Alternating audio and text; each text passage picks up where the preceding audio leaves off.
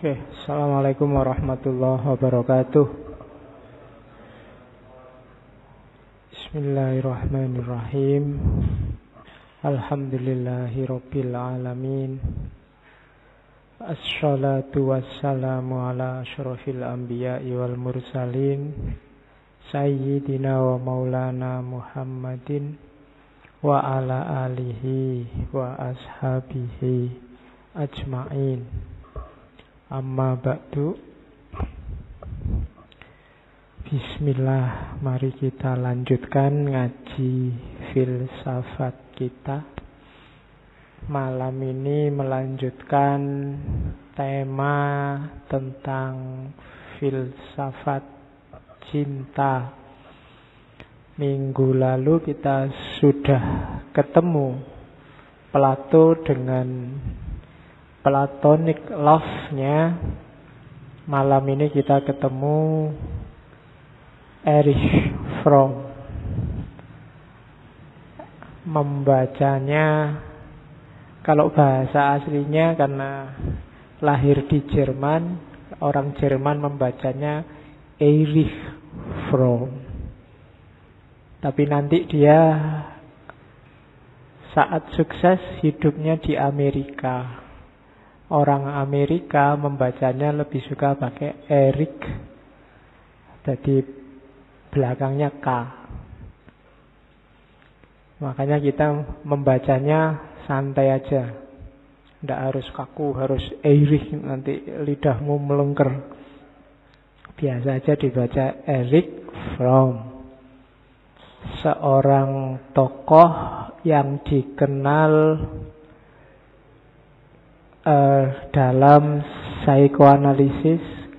Erich Fromm adalah psikolog terakhir, psikoanalis yang hidup menangi Freud, karena dia melanjutkan ajaran psikoanalisisnya meskipun dia mengkritik gurunya. Pada saatnya kita akan ngomong khusus pikiran-pikirannya Erich Fromm yang dikenal sebagai psikologi humanistik.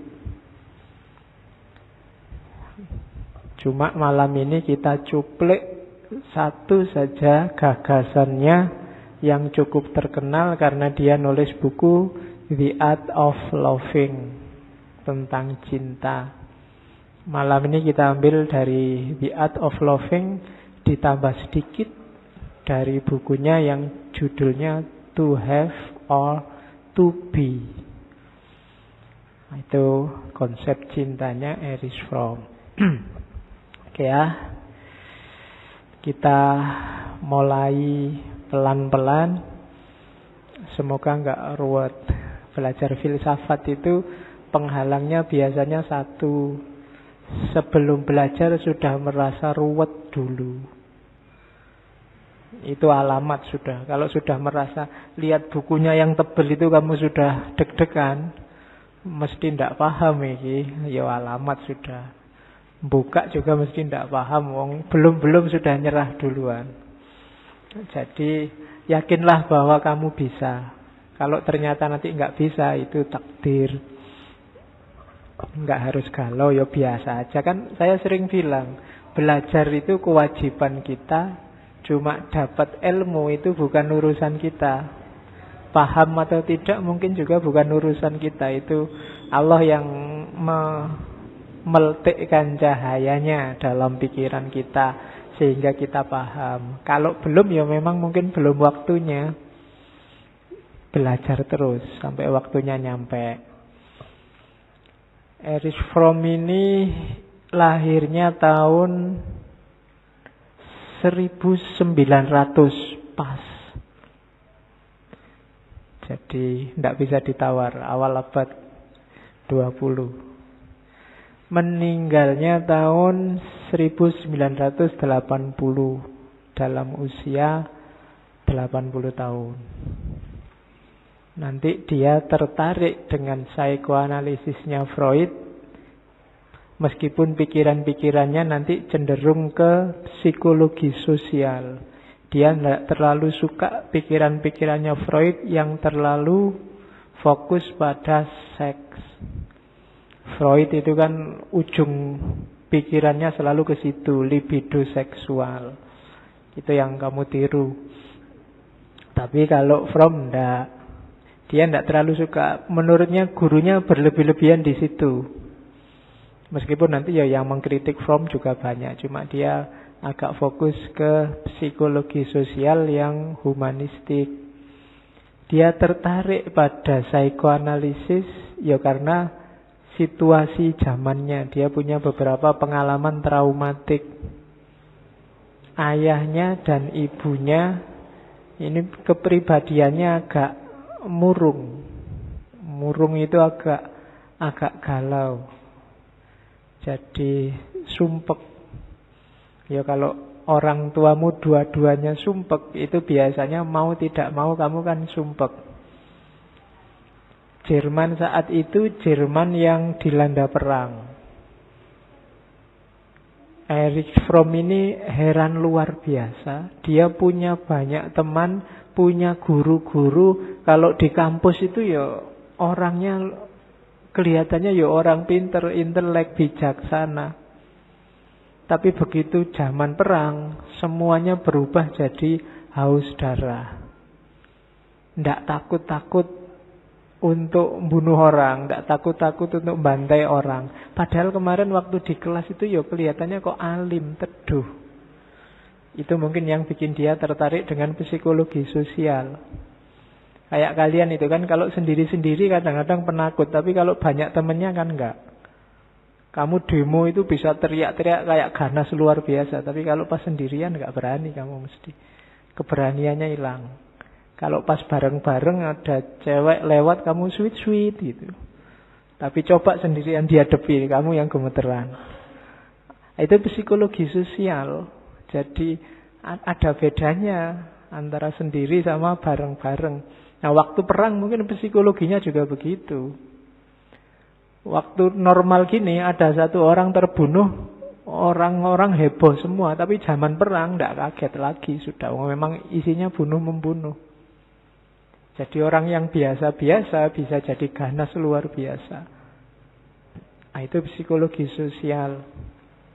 Satu lagi yang menarik perhatiannya Fromm adalah satu ketika umur 12 tahun, dia punya tetangga perempuan, masih muda, mungkin patah hati, terus bunuh diri.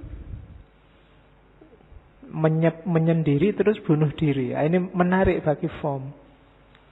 Apakah patah hati dan menyendiri itu begitu dahsyatnya? Hati-hati kalian yang jomblo.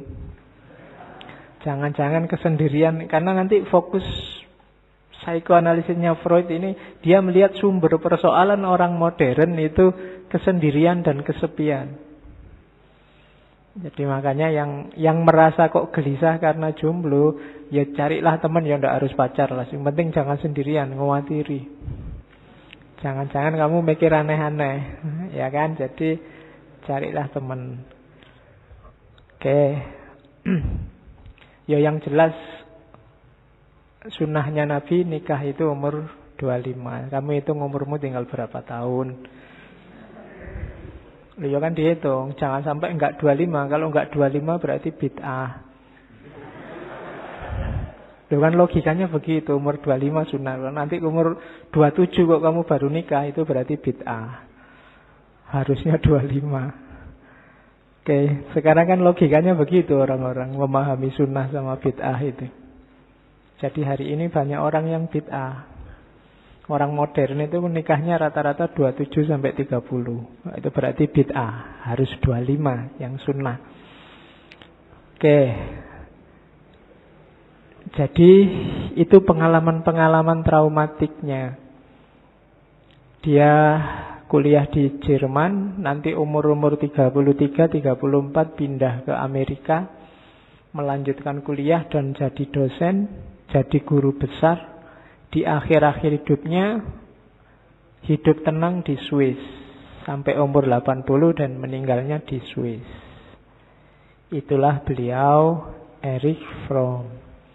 Malam ini kita sedikit meninjau pikiran-pikirannya tentang cinta dari buku The Art of Loving.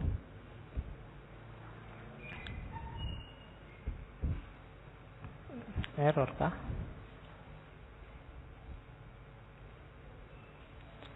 Oke.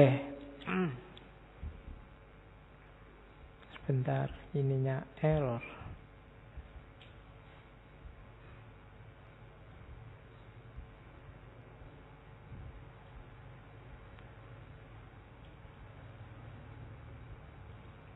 Kita buka lagi aja.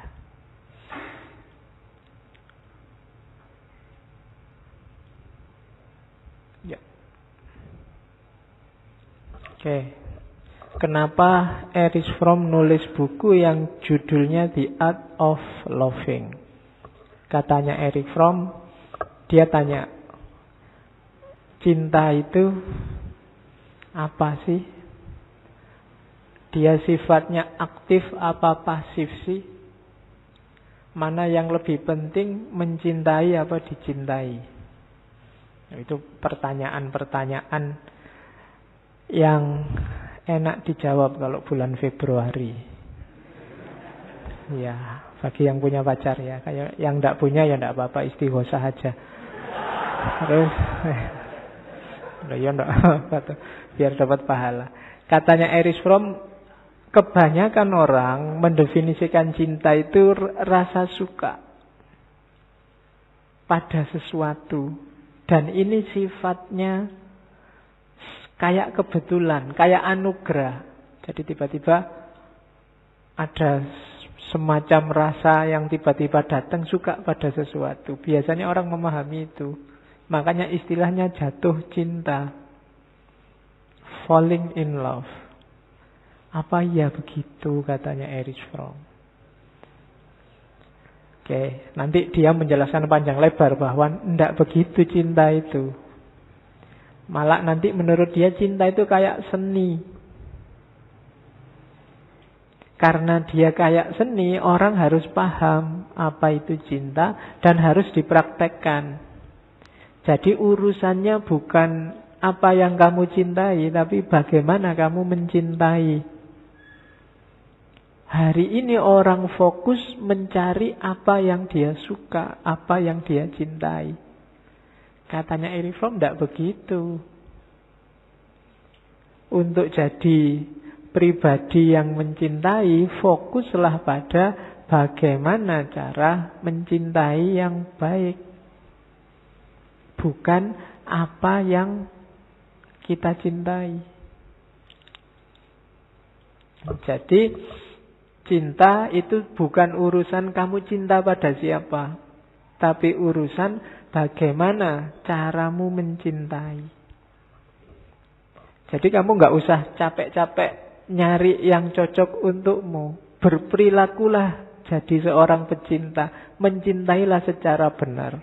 Nanti bahkan segala sesuatu akan jadi layak dicintai. Tidak cuma lawan jenismu yang satu itu. Itu loh. Itu maunya Fromm itu. Kalau kamu fokusmu hanya pada apa yang layak kamu cintai, nanti kamu jadinya milih-milih. Suka yang ini, nggak suka yang itu. Seleraku yang ini, yang itu nggak terlalu suka. Ini egois. Jadi yang milih-milih ini kan modenya egois. Kamu mikir karepmu dhewe, ndak. Fokuslah pertama-tama cara mencintai yang benar. Jadi problem cinta selama ini, katanya Erich Fromm, orang sering salah identifikasi. Dianggapnya mencintai itu pertama-tama harus ada yang dicintai. Tidak, bukan itu. Pertama-tama harus kamu tahu bagaimana caranya mencintai yang baik dan benar. Ya kalau bikin tulisan itu kamu harus ngerti EYD-nya sebelum kamu nulis. Yang mau bikin tesis, sebelum pertama-tama kamu nyari objek tesismu apa, ya kamu harus ngerti cara nulis yang baik. Dapat objek sebagus apapun, kalau caramu nulis tidak bagus, ya hasilnya rusak. Mencintai juga begitu. Oke, jadi itu yang diingatkan pertama oleh Erich Fromm. Jadi cinta itu bukan sekedar perasaan suka, beruntunglah kita yang dikasih anugerah cinta, enggak. Dia kayak seni, harus dipelajari. Seni itu kan begitu. Yo ada sih unsur bakatnya, tapi kan harus belajar. Kamu suka nyanyi, yo asal nyanyi aja bisa. Tapi kan kalau pengen nyanyi yang bagus, belajarlah nyanyi. Mencintai juga begitu. Harus belajar juga cara mencintai yang baik. Banyak orang mencintai, dia tidak sadar, malah merusak yang dicintai. Atau sebaliknya, merusak dia sendiri yang mencintai. Maka belajarlah. Ya, nanti diusulkan di kampus ada mata kuliah khusus 2 SKS tentang cinta. Loh ya ndak apa-apa, wong hampir semua filosof ilmuwan bilang bahwa relasi paling agung antar manusia itu cinta. Dan itu diidentifikasi jauh bahkan sejak lahirnya filsafat. Beberapa filosof awal kan sudah ngomong itu. Dunia ini berputar kayak minggu lalu Plato, itu karena adanya cinta. Kalau enggak mandek. Oke, catatan pertama itu. Makanya dia punya sebuah quote yang bagus. Love is an activity, not a passive effect. Jadi cinta itu aktif, tidak pasif. Jangan diam saja. Gitu loh.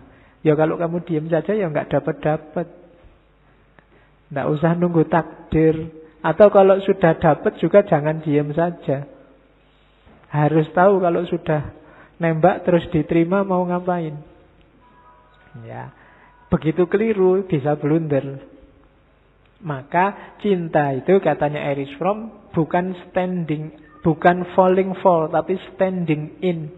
Bukan jatuh cinta, tapi mendirikan cinta. Menegakkan cinta. Standing in itu kayak kalau bahasanya Al-Quran kayak sholat itu kan iqamatu sholat, mendirikan sholat, tidak sekedar melaksanakan sholat. Nah, dirikanlah cinta.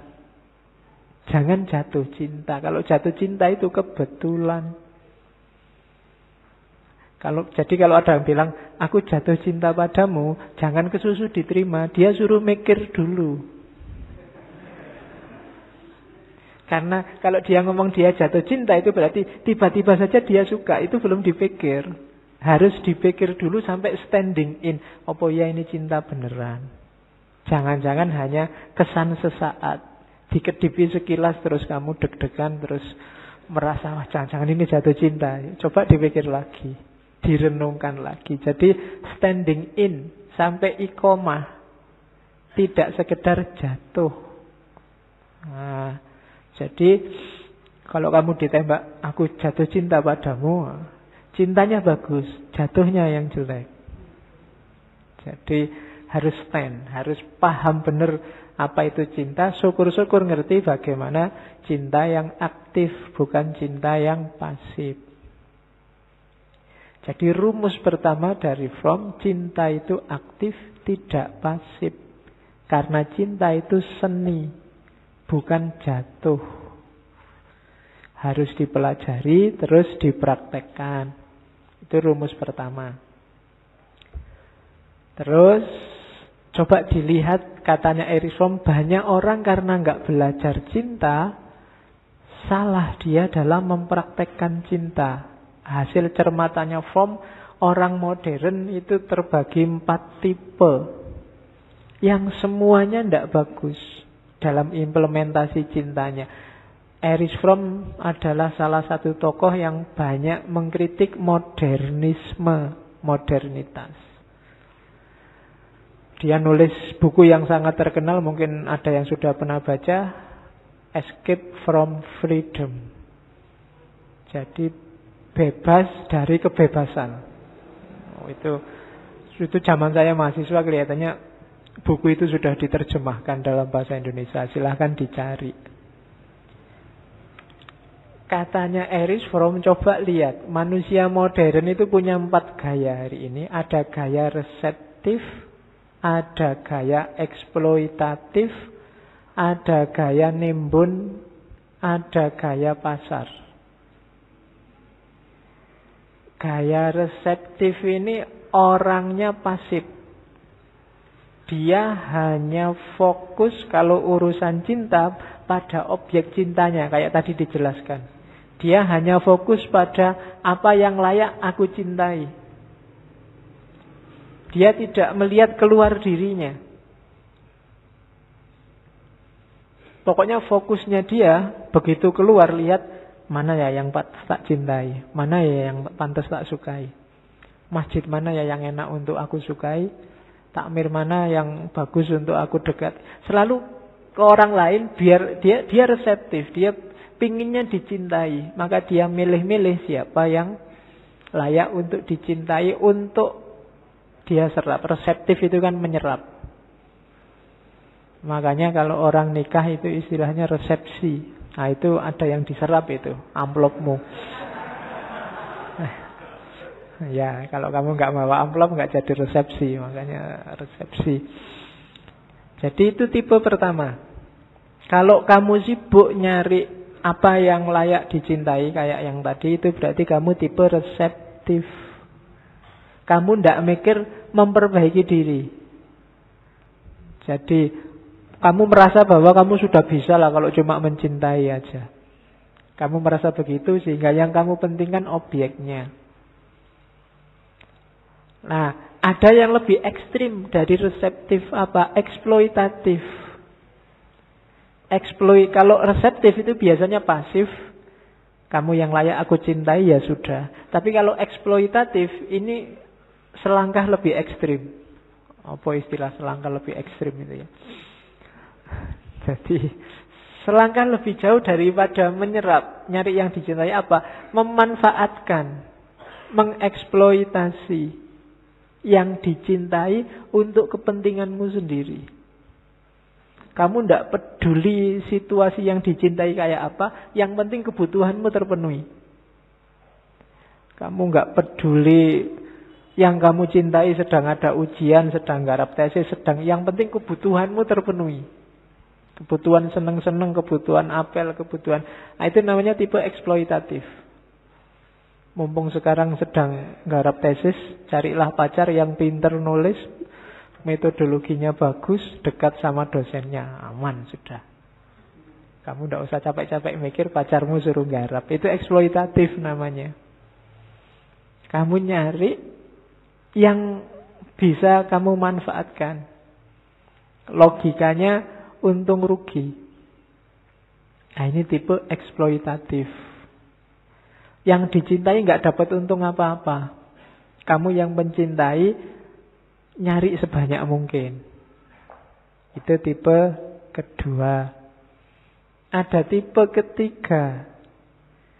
Istilahnya Erich Fromm, tipe penimbun. Tipe penimbun ini iya dia jatuh cinta. Cuma cinta bagi dia modelnya kepemilikan. Aku punya cinta, aku punya pacar. Tipe penimbun ini biasanya modelnya ku. Tipe ini tipe penakut. Dia takut kehilangan apa yang sudah dia miliki. Maka dia mempertahankan status quo. Tidak boleh ada yang berkembang. Harus kayak hari ini terus. Harus begini terus. Itu tipe penimbun. Maka kalau putus, itu dia trauma luar biasa. Bisa stres, bisa pening. Kenanganmu pokoknya tidak akan hilang dari diriku. Itu ini tipe penimbun. Tidak bisa move on. Begitu putus. Itu tipe ketiga. Jadi logikanya cinta itu kayak barang yang kamu miliki. Kehilangan sesuatu itu kan tidak enak dan merugikan. Maka dijaga mati-matian. Jangan sampai ini hilang. Bahkan berubah pun kadang-kadang jangan. Aku mencintaimu selamanya. Tidak akan berubah. Cintaku tak akan berubah. Itu dikritik habis-habisan oleh From. Tidak boleh cinta kok tidak berubah. Cinta harus berubah juga lebih baik dan lebih baik. Kalau nggak berubah kayak gini terus, tidak ada manfaatnya. Harus semakin baik, levelnya semakin tinggi. Kalau tidak begitu, kita tipe penimbun. Ya cirinya tadi, begitu tidak nyambung, begitu putus, wah dunia runtuh sudah baginya. Kayak kehilangan apa? Nah, itu tipe penimbun. Susah move on. Oke, begitu putus nanti wah stresnya luar biasa. Nulis buku, nulis puisi. Wah. Ya, nah, itu berarti tidak bisa move on. Kamu sedang menimbun kenangan. Wah, ngapain kamu timbun? Wong dia sudah miliknya orang. Cari yang lain. Oke, wong yang lain masih banyak. Oke ya. Jangan jadi petani. Kan kemarin ada istilah petani, pemuda takut nikah. Ya. Oke, jadi jangan orientasi menimbun. Yang terakhir paling banyak itu orientasi pasar. Cinta diperlakukan kayak dagang. Dia mencari sesuai keinginannya dengan cara apa? Menjual dirinya.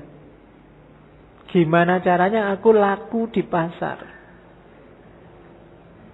Mengorbankan identitas kediriannya. Ini tipe pasar. Oh, hari ini trennya apa ya? Yang dicari cewek-cewek hari ini apa? Yang dicari cowok-cowok hari ini apa? Aku harus kayak gitu, biar apa? Biar dapat yang bagus, yang berkualitas hari ini. Ya karena pasar, ya modelnya kayak dagang. Modalku sekian, dapatnya ya harusnya sekian. Sudah capek-capek ke salon, capek-capek dandan, masa dapatnya cuma kayak gitu? Ndak, harus yang imbang lah. Nah, ini tipe pasar. Masa aku sudah S2 gini dapat pacar SMA? Ndak lah. Nah ini, ya itu tipe pasar. Kamu kayak dagang. Ya kalau level-level aku ini ya dapatnya yang kelas-kelas apalah gitu. Nah, itu tipe dagang. Orientasinya pasar. Padahal mungkin kamu suka loh sama yang SMA itu, tapi anda level, nanti diketawain orang lagi. Jadi dagang. Oke ya. Ya kayak kamu pacaran 3 tahun sudah dapat apa? Kok dapat apa? Nah itu tipenya berarti tipe dagang. Kan sering kan ditanya gitu, masa cuma pegang tangan aja nggak dapat apa? Itu namanya dagang. Kamu keluar berapa dapat berapa? Masa aku terus yang nelpon, mbok sekali-sekali kamu, itu juga dagang. Ya kan? Masa aku terus yang mention, mbok kamu sekali-sekali mention aku. Itu juga tipe dagang. Masa aku terus yang bayari traktiran, mbok sekali-sekali kamu. Ya enggak punya duit ya gimana lagi. Ya. Jadi ini orientasi pasar. Kalau masih hitung-hitungan di level apapun berarti belum cinta. Masih dagang, masih negosiasi. Masih kamu menjual dirimu untuk dapat yang lebih bagus, lebih baik. Orang dagang itu kan nyari yang lebih menguntungkan. Nyari yang lebih prospek, nyari yang lebih bagus dari modal yang kamu keluarkan. Ini juga belum cinta. Cuma manusia modern banyak yang kayak gini. Jadi ada tipe reseptif, ada tipe eksploitatif, ada tipe penimbun, ada tipe pasar. Nah, dirimu tipe yang mana silahkan dilihat. Kalau kamu merasa ada di salah satu dari 4 itu, ayo belajar lagi seni mencintai yang benar. Nah itu dari situ nanti Erich Fromm nulis The Art of Loving. Awas, keliru. Begitu kamu salah orientasi, salah gaya mencintai, cinta yang semula luar biasa tadi, yang sangat mulia dan agung tadi akan berbalik 180 derajat jadi sumber kesusahanmu. Jadi sumber kesumpekanmu. Kalau kamu punya pacar kok isinya sumpek terus, gegeran terus, pasti ada yang salah di antara kalian. Coba dicek lagi. Tiap hari kalau jauh, I miss you, begitu ketemu kok gegeran. Itu ada yang salah pasti. Pasti ada hitung-hitungan atau ada resepsi di situ, ada eksploitasi, ada timbun-menimbun di situ. Cinta harusnya memberdayakan, bikin orang seneng, karena dia ada di level tertinggi karakter akhlak manusia. Itu orientasi ini. Jadi penyakit-penyakitnya manusia modern. Maka sekarang saatnya belajar tentang cinta. Yang pertama, ingatlah, katanya Erich Fromm, mengingatkan yang tadi, cinta itu watak. Jadi cinta itu pertama-tama urusan karaktermu. Jadi jadilah karakter yang mencintai. Bangun dulu ini. Jadi orang yang berperilakulah, karakter itu kan lahirnya dari perilaku. Perilaku lahirnya dari pikiran. Kan ada yang pepatah Zen Buddhisme yang dulu, hati-hati dengan kata-katamu, karena kata-kata akan menjelma perilaku. Hati-hati dengan perilakumu, karena perilaku akan jadi kebiasaan. Hati-hati dengan kebiasaan, kebiasaan akan jadi watakmu. Hati-hati dengan watakmu, karena watakmu menentukan takdirmu. Jadi kamu membangun dirimu seperti apa, takdirmu nanti kayak apa, tergantung karaktermu. Kalau kamu pemurung, biasanya takdirmu ya takdir yang murung-murung. Kalau kamu ngamuan, biasanya takdir akan membawamu dalam situasi yang mudah ngamuan. Kalau kamu, makanya kadang-kadang orang ketika tidak kenal bela diri misalnya, tidak pernah ketemu situasi yang mengharuskan bela diri. Tapi begitu kamu ngerti bela diri dikit-dikit, kadang-kadang ketemu situasi yang mengharuskanmu bela diri. Ini kalau dalam Zen Buddhisme ya karena kamu membangun sendiri karakter itu. Maka lingkungan sekelilingmu, alam sekelilingmu beradaptasi dengan itu. Dulu ketika kamu nggak kenal filsafat, mungkin filsafat nggak nyantol sama sekali, dan dalam hidupmu nggak nyenggol sama sekali filsafat. Tapi begitu ngerti dikit-dikit, kok rasanya sekelilingmu penuh dengan filsafat ya. Nah, itu kenapa? Ya karena kamu pelan-pelan membangun habit. Dari habit lahir karakter, dan dari karakter ya lahir destinasi, lahir takdir. Oke, maka katanya Erich Fromm, pertama-tama dalam cinta bangun watakmu, karaktermu sebagai seorang pecinta. Dirimu harus jadi sosok yang penuh cinta dulu, sebelum nyari objek yang dicintai. Jadi kalau dirimu itu jadi sosok pecinta, nanti segala hal akan dapat kamu cintai. Analoginya Erich Fromm kayak pelukis. Pelukis itu jangan sibuk nyari objek bagus untuk dilukis. Tapi pertama-tama latihanlah ngelukis yang bagus. Kalau kamu sudah berlatih melukis yang bagus, objek jelek pun akan jadi bagus dalam lukisanmu. Cinta juga begitu. Kalau kamu jadi seorang pecinta, objek apapun bisa kamu cintai. Jangankan yang indah-indah. Yang tidak indah pun bisa kamu cintai. Karena jiwamu sekarang jiwa pecinta. Yang tidak indah itu enggak cuma urusan lawan jenis. Kemiskinan itu kan sangat tidak indah secara estetik. Tapi kan kamu disuruh mencintai orang miskin. Kamu disuruh mencintai anak yatim. Kamu disuruh mencintai orang-orang malang. Orang-orang itu kan kalau dilihat tidak indah sama sekali kemiskinan itu. Orang sakit juga tidak indah. Tapi kamu disuruh mencintai mereka. Dan ini mungkin kalau jiwamu berubah jadi jiwa pecinta. Kalau belum, susah. Kamu bisanya cinta sama yang cantik-cantik, yang cakep-cakep, yang tidak cakep enggak. Jadi jangan sibuk nyari objek yang dilukis, tapi sibuklah latihan ngelukis yang bagus. Kayak foto itu loh kan. Kadang-kadang objek fotonya jelek, tapi yang pinter fotografi itu objek fotonya jadi bagus. Apalagi sekarang HP kan ada banyak aplikasi.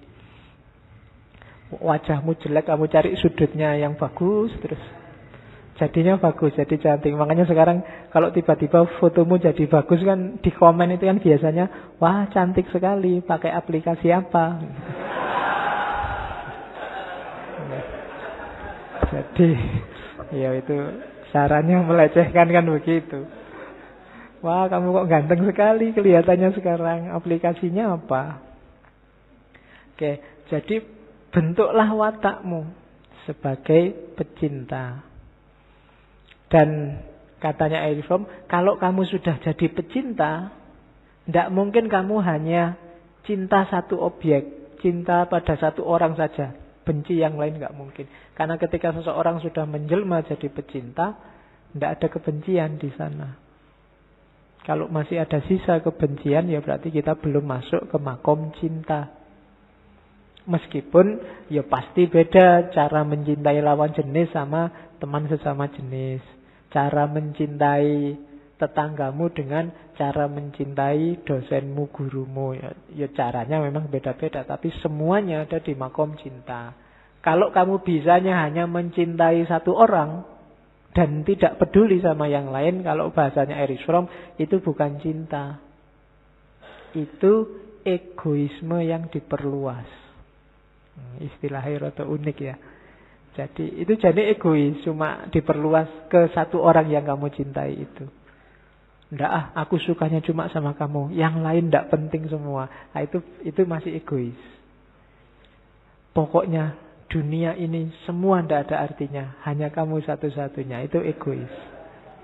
Kalau pacarmu bilang begitu, suruh belajar lagi tentang cinta. Ya, dia belum mencintai yang benar. Jadi cinta yang benar itu ya aku mencintai kamu sebagaimana yang lain juga aku cintai. Tapi jangan dipakai dalil untuk selingkuh ya. Ya, karena aku cinta sama semuanya. Oke, jadi rumus pertama, karena tadi problem seperti yang di atas, rumus pertama adalah jadilah, bangunlah watakmu dengan karakter pecinta. Oke. Nah, baru kemudian masuk ontologinya. Katanya Erich Fromm, kenapa sih cinta itu penting?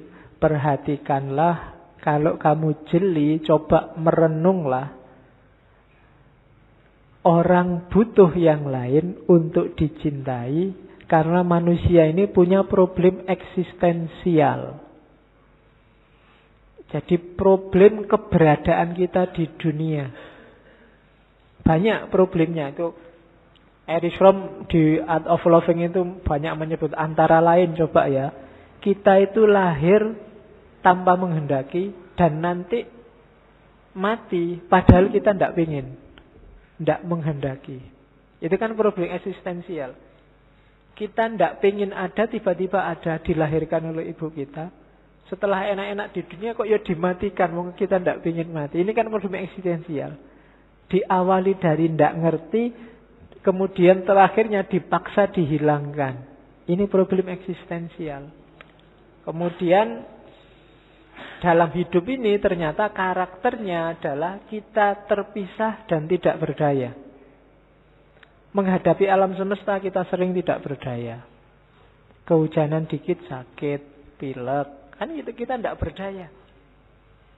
Tidak canggih. Pingin apa-apa tidak mesti keturutan. Banyak keterbatasan-keterbatasan. Ini kan tidak berdaya. Kemudian keterpisahan. Banyak sekali yang kita sukai pada akhirnya harus berpisah. Dan itu sunatullahnya begitu dalam hidup. Terhadap apapun. Ini kan kegelisahan eksistensial. Meskipun kamu sudah mati-matian bilang, pokoknya sepanjang hayat kita selalu bersama. Tidak bisa, pada saatnya tetap berpisah. Tidak mungkin bareng terus. Nah, ini kan gelisah akhirnya. Kenapa kok gelisah? Karena perpisahan itu menyakitkan. Ya nama lain perpisahan kan akhirnya kita sendiri. Sendirian itu kan menakutkan. Itu yang bikin Adam minta ditemani Hawa. Padahal itu di surga loh. Di surga itu kan kamu bisa minta apa aja sak kapoke. Seneng-seneng, tapi dia tetap minta Hawa. Kenapa? Kesendirian itu menyakitkan.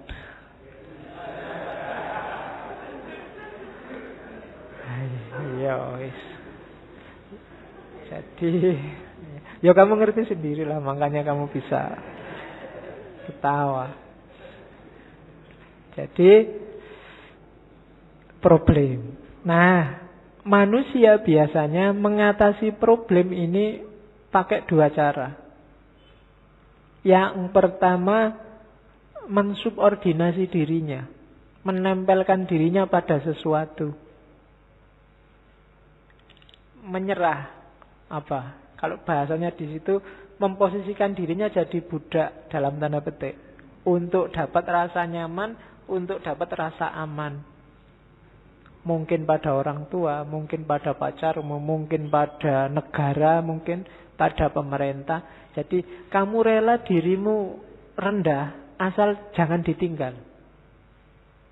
Asal jangan diputus. Asal jangan dicuekin. Itu biasanya ada orang yang solusinya menurunkan dirinya, menurunkan harkatnya. Tindaslah aku tapi jangan ditinggal. Susah-susahkan aku, siksa aku ndak apa-apa, tapi tetaplah di sisiku. Kan banyak yang kayak gitu. Kamu sat-sat koyo duwe pacar wae. Oke.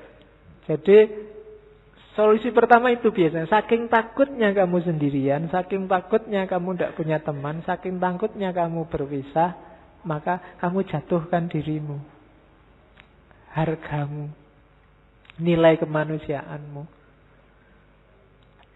Kayak hari ini kan banyak yang demo, misalnya mengkritik Pancasila, tapi begitu dijawab, kalau nggak suka Pancasila ya keluar aja dari Indonesia. Oh, itu mesti takut. Kenapa? Perpisahan itu menyakitkan. Harus mulai lagi nyari teman baru lagi, mungkin di luar negeri itu kan sumpek juga. Wong sudah nyaman banyak teman di sini. Ini hubungannya sama problem eksistensial. Oke. Makanya kan itu skala Indonesia. Kalau skala bumi kan ada ajaran sufi itu. Kalau kamu tinggal di bumi tapi menyalahi perintahnya yang punya bumi, maka keluarlah dari bumi. Oh, itu kan menakutkan. Kalau Gusti Allah ngusir kita, kita mau kemana? Kan gitu. Dan retorika ini menurut saya luar biasa. Kenapa? Karena manusia punya problem eksistensial ini. Dia takut sendirian, takut kesepian. Kalau diusir dari bumi mau kemana? Keluar bumi apa di luar bumi ada warungnya, ada angkringannya, ada ngobrolnya sama siapa? Ini kan sumpek. Maka astronot di luar angkasa itu kan katanya tidak boleh terus-terusan. Dalam jangka waktu tertentu harus kembali ke bumi. Kenapa? Bisa stres dia di sana. Makanya tiap kali, jangankan itu, kamu tiap Idul Fitri kan di Indonesia ada mudik massal. Kenapa? Orang ingin nyambung lagi. Khawatir kehilangan, khawatir berpisah. Maka mereka butuh kepastian eksistensial bahwa ndak, keluargamu masih ada, masih mendukungmu, kita masih bareng-bareng. Maka orang butuh mudik. Nah, solusi pertama tadi, kamu menjatuhkan levelmu. Dan yang kedua, tidak dengan menjatuhkan level, tapi dengan cinta. Dengan cinta itu berdiri setara, sejajar, saling membantu, saling menguatkan, saling mendukung. Karena kalau tadi yang menjatuhkan diri, padahal kalau kamu memperbudak dirimu di hadapan orang lain, sebenarnya orang lain juga sebenarnya butuh teman. Mereka juga takut sendirian, mereka juga takut ditinggal, takut kesepian. Maka jangan mau memposisikan dirimu subordinat, inferior. Kita sama-sama butuh kok. Ayo kerjasama. Saling membantu, saling menguatkan, saling menegaskan keberadaan kita. Itu namanya cinta. Maka jangan jatuh dalam cinta, tapi berdirilah dalam cinta. Stand in. Kalau tidak begitu, biasanya kamu menjatuhkan dirimu, nggak cuma jatuh cinta, tapi jatuh hargamu. Kamu mengabdi pada sesuatu yang kamu sukai. Kamu jadi budaknya yang kamu cintai. Entah orang, entah barang, entah sesuatu. Nah, lawannya hanya cinta. Jadi perbudakan itu, penindasan dan penjajahan itu tidak bisa dilawan dengan perbudakan, penindasan, penjajahan yang lain. Lawannya hanya cinta. Kita dijajah Belanda 350 tahun lebih. Itu kan tidak bisa membalesnya kita, ayo kita jajah Belanda juga 350 tahun. Kan tidak bisa begitu. Kenapa? Karena obatnya imperialisme bukan itu. Kalau kamu merasa sekarang dihegemoni oleh Barat, cara melawannya bukan berbalik menghegemoni Barat. Cara melawannya apa? Berdiri sejajar dan kemudian saling kerjasama. Itu solusi yang paling memberdayakan manusia. Kalau enggak, kita akan melalui fase penghancuran demi penghancuran. Logika ini yang sering lepas dari kita, termasuk dalam dunia politik hari ini. Yang terjadi apa? Kalau hari ini dirugikan, kamu pinginnya besok kalau dapat kesempatan balik merugikan. Hari ini ditindas, besok harus aku iso nindas balik. Balas dendam. Nah, itu yang sering terjadi. Dan ini tidak akan ada ujungnya. Akhirnya kayak film India. Ya kan? Simbae disiksa. Nanti bapaknya balas dendam. Nanti bapaknya yang sini balas dendam lagi. Anaknya balas dendam. Sampai cucunya balas dendam. Tidak ada selesainya. Solusinya katanya Fom tidak begitu. Tapi lewat jalur cinta. Jadi cinta yang mengatasi problem eksistensial manusia. Nah, di Erich Fromm, hati-hati jangan terjebak cinta yang belum matang. Belum matang itu berarti masih apa ya? Kalau buah itu masih pentil. Apa pentil bahasa Indonesianya apa? Masih yang ngertiku itu bahasa Jawa nih. Masih muda itu kan masih itu. Buah yang masih kecil itu loh. Ya bahasa Jawa nih memang masih pentil. Ya. Itu kalau bahasanya Erich Fromm itu biasanya hanya namanya kesatuan simbiotik. Jadi kesatuan simbiotik itu cinta yang menyerah tadi. Karena takut kesepian, karena takut terpisah, terus dirinya sendiri diserahkan seutuhnya pada yang dia cintai. Sampai identitas kediriannya sendiri hilang. Itu namanya kesatuan simbiotik. Melupakan dirinya, menyerahkan dirinya bulat-bulat pada yang dicintai, itu namanya kesatuan simbiotik.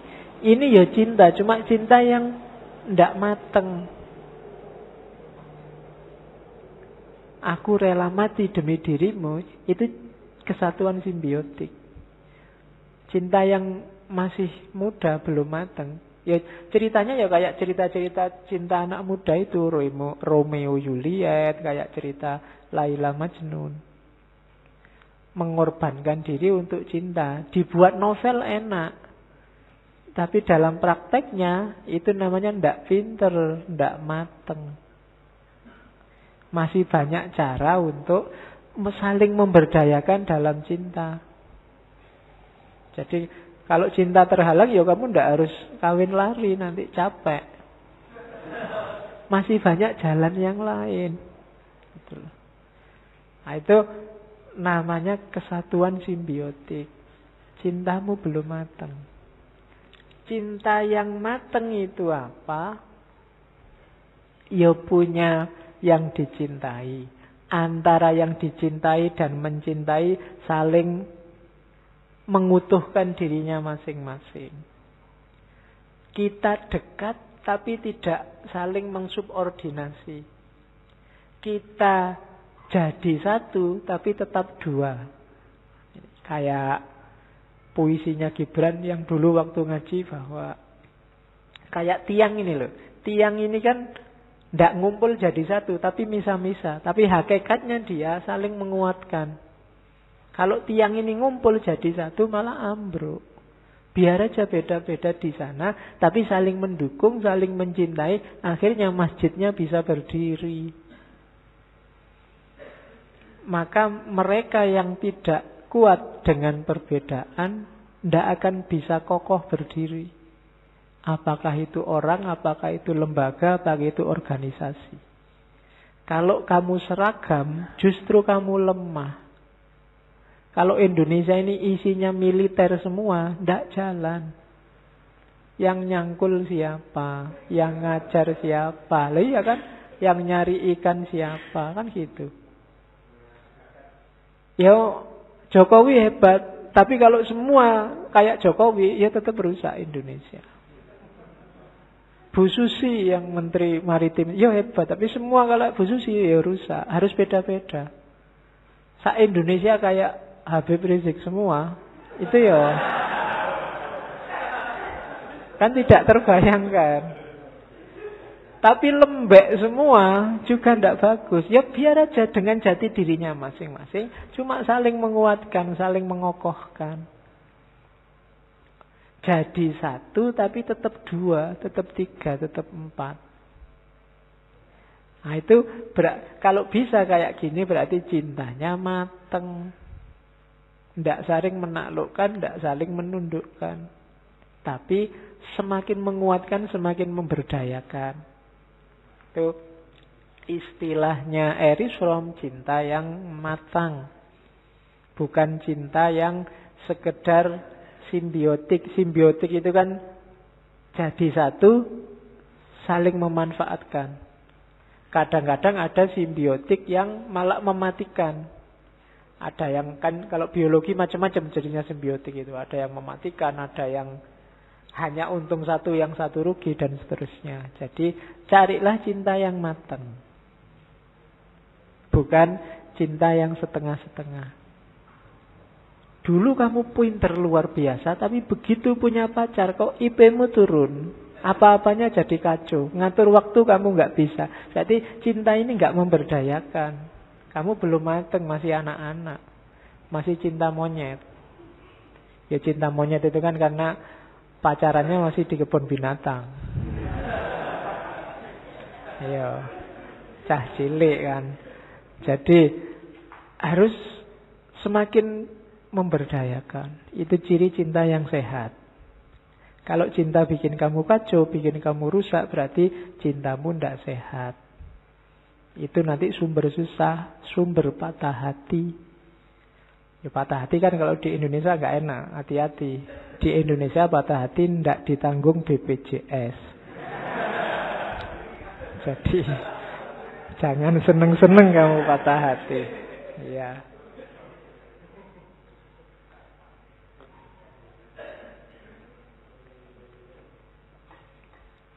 Terus, oke. Nah itu ada kalimat bagus. Infantile love. Cinta yang tidak matang. Infantile love follows the principle I love because I am loved. Mature love follows the principle I am loved because I love. Jadi cinta yang kekanak-kanakan itu prinsipnya aku mencintai karena aku dicintai duluan. Tapi cinta yang matang, Aku mencintai. Ya, aku dicintai karena aku sebelumnya mencintai. Yang tadi ya, bukan kamu nyari objeknya. Jadilah pribadi pecinta, maka kamu akan dicintai. Jangan nunggu dicintai terus kamu baru bales mencintai. Itu kekanak-kanakan, itu masih level dagang. Aku cinta padamu kalau kamu cinta padaku. Itu berarti belum cinta, itu masih negosiasi. Itu harusnya kalimatnya tidak begitu. Harusnya aku berencana mencintaimu kalau kamu cinta padaku. Kalau enggak, ya aku ganti rencana. Ya, kan itu belum mencintai, masih rencana. Jangan bilang cinta dulu, wong masih nunggu jawaban. Kalau sudah cinta, kamu tidak akan mikir ditolak apa diterima. Biar aja, itu tidak penting. Kalau kamu mikir, lupa, kalau ditolak kan berarti nggak jadi milik kita. Ya, kalau tipenya berarti kamu masih penimbun. Cinta harus memiliki. Ya, memang cinta itu bisa memiliki syukur. Kalau nggak bisa memiliki, ya syukur juga. Cuma syukurnya beda. Ya, kalau bisa memiliki itu syukur, alhamdulillah. Kalau nggak bisa, syukur ora kowe. Oke. Terus, jadi cintanya harus matang. Fokusnya bukan pada yang dicintai, tapi kita yang mencintai. Terus, ini yang orang sering salah paham. Cinta itu memang cirinya bukan minta atau nyari untung, tapi justru memberi. Memberi tidak dalam arti berkorban. Banyak orang salah paham. Itu nanti Erich Fromm perhatikan banyak definisi memberi. Secara umum memberi itu lawannya menerima. Menganugerahkan sesuatu, mengorbankan sesuatu. Lawannya menerima, memeras, menimbun, itu kan tidak memberi. Meminta, memaksa. Itu definisi umum. Ya memberi ya memang menganugerahkan sesuatu. Yang semula kamu miliki, kamu kasihkan. Itu kan memberi. Kalau dalam dagang, memberi itu ada orientasinya. Orientasinya apa? Dapat yang lebih banyak. Harus ada imbangannya menerima. Jangan mau memberi saja, harus ada menerimanya. Ini orang dagang. Kalau kamu memberi tapi tidak menerima apa-apa, berarti kamu ketipu. Dagang kan begitu. Sudah kuberikan segalanya, tapi apa yang kau berikan padaku? Itu berarti sedang dagang. Dia minta, ya aku modalku sekian keluar, harusnya aku untung sekian dong. Kok malah begitu? Selama ini kurang apa aku padamu, kok kamu malah kawin sama orang lain? Nah, itu kan keluhan orang yang dagang. Jadi orang yang sedang nyari untung. Ada lagi katanya Erich Fromm, kelompok non-produktif. Kelompok non-produktif itu memberi itu dianggapnya pemiskinan. Semakin banyak memberi, hati-hati, kamu akan semakin melarat. Semakin sering nraktir, semakin cepat kamu bokek. Itu orang non-produktif. Pemberian dianggap mengurangi sesuatu dari dirinya. Nah, katanya Erich Fromm, pemberian itu maknailah secara produktif, eksistensial. Jangan dilihat berkurangnya sesuatu dari dirimu saat memberi. Hakikatnya memberi adalah pembuktian bahwa kamu mampu, bahwa kamu punya. Orang yang bisa memberi kan orang yang memiliki. Kamu tidak mungkin bisa memberi kalau kamu nggak memiliki. Maka pemberian artikan secara produktif dan eksistensial. Dengan kamu memberi berarti ternyata aku itu mampu ya. Ternyata aku itu punya ya. Itu kan eksistensial. Pembuktian bahwa dirimu mampu, dirimu kuat, dirimu punya, dirimu vital, dirimu penting. Jadi rahasianya di situ. Makanya kenapa kok orang disuruh sedekah banyak-banyak kalau dalam Islam? Tidak usah dipikir kalau kamu sedekah 700 nanti kembalinya 7 juta. Itu tidak penting itunya. Begitu kamu bisa memberi, itu menunjukkan bahwa kamu mampu. Kamu punya kapasitas, kamu punya kemampuan. Kamu ternyata punya sesuatu yang bisa diberikan ke orang lain. Oh, ini membangun kepercayaan diri, membangun identitas yang luar biasa. Jadi tidak harus dihitung membeli sekian kembali berapa, tidak.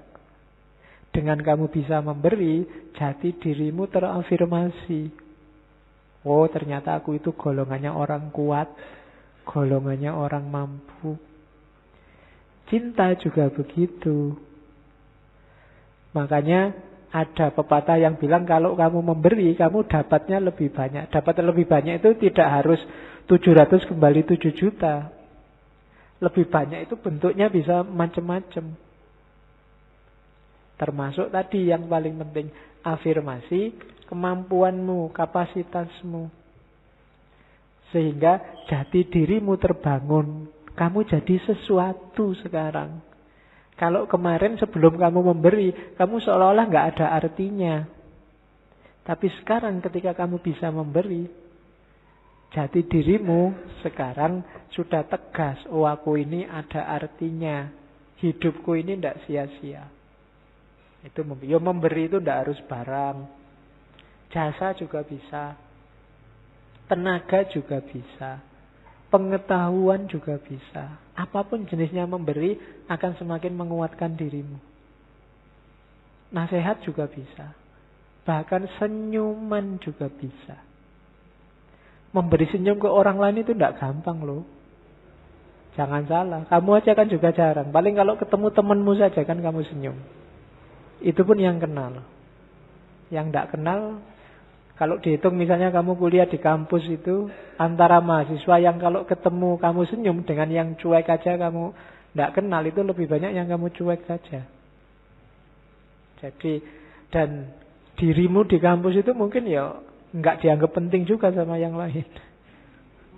Tapi ketika kamu bisa memberi meskipun hanya senyum, keberadaanmu diafirmasi. Mungkin kamu sering juga kan papasan sama orang, kamu sudah ancang-ancang senyum nih. Nah, dicuekin nggak jadi. Iya.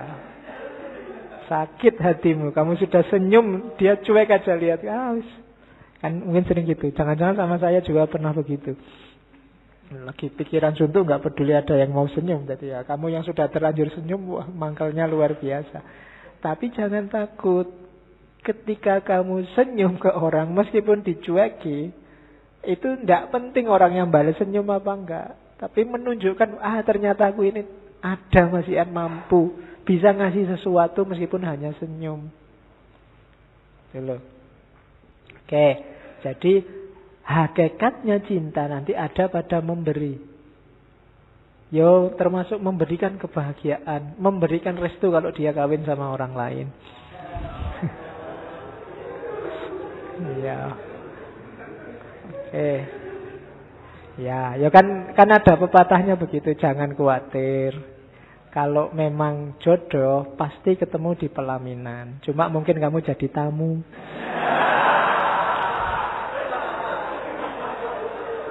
Oke. Terus